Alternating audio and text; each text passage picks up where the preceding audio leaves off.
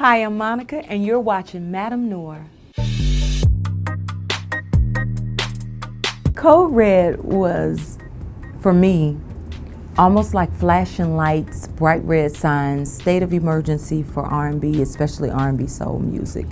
You know, I grew up, of course, singing gospel music, and I ventured into secular music by way of R&B, and it's just a timeless type of music where when you hear certain songs, you can think about where you were and different things that were happening and what songs meant to you.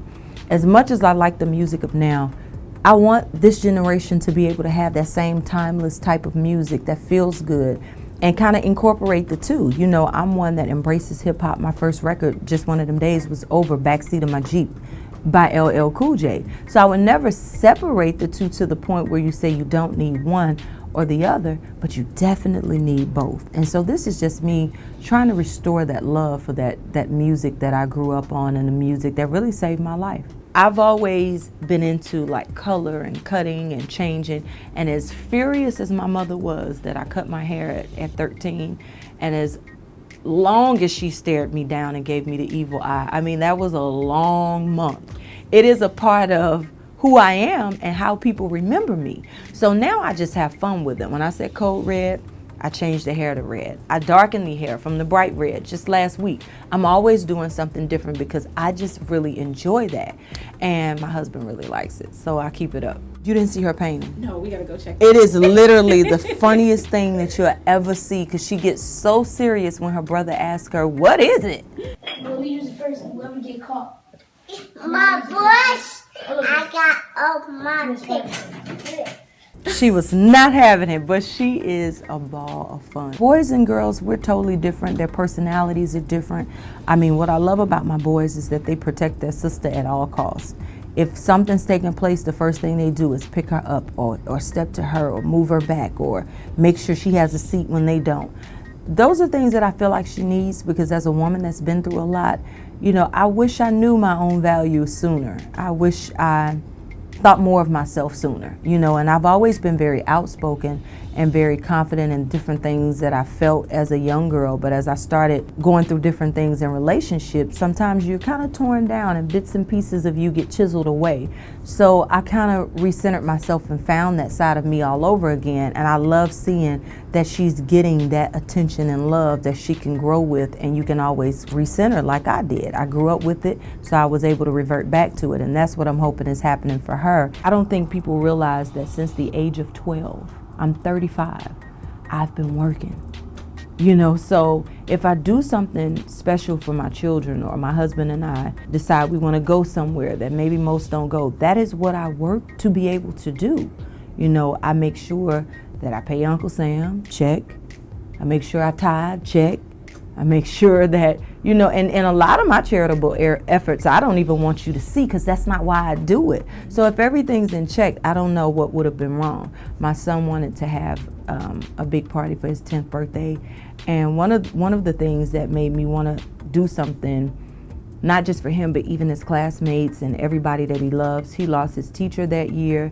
He had a really rough year for a 10-year-old. And so it was a celebration of a lot of different things. And I don't think an explanation is really owed, because everything's in check. You know, the good part about my husband and I is, even though sports is really different from music, we still know what it takes. So I think we have a compassion for one another that if you've never been through it, you may not have.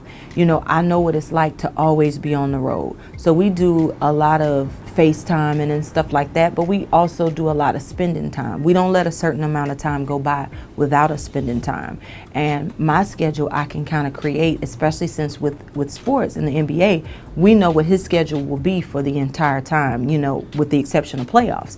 So for us, we've always made it work, because I can see what's happening, and I just go where he is when he's in season, and when he's not, he comes where I am. That's just the agreement. We don't break it, we don't change it, and we don't let anything else change it. Yes, I think she could do a phenomenal job. I really do, and that's the reason that I supported her in her endeavors. And I was a huge supporter of President Obama, and a lot of his staff has now become hers, and they help do a lot when it pertains to her. But a lot of her views I agree with, and I think that she'll listen to the people but I don't think that she'll be as impulsive as some people are thinking. You know, a lot of people, the jokes have been, well, women don't think and they act off emotion. But after watching her husband and what his turn was like, she has a different perspective. So I really do believe in her. We're great now, and I hope that other people are over it and move on. I mean, it was very short-lived, because when I love someone, I love them forever.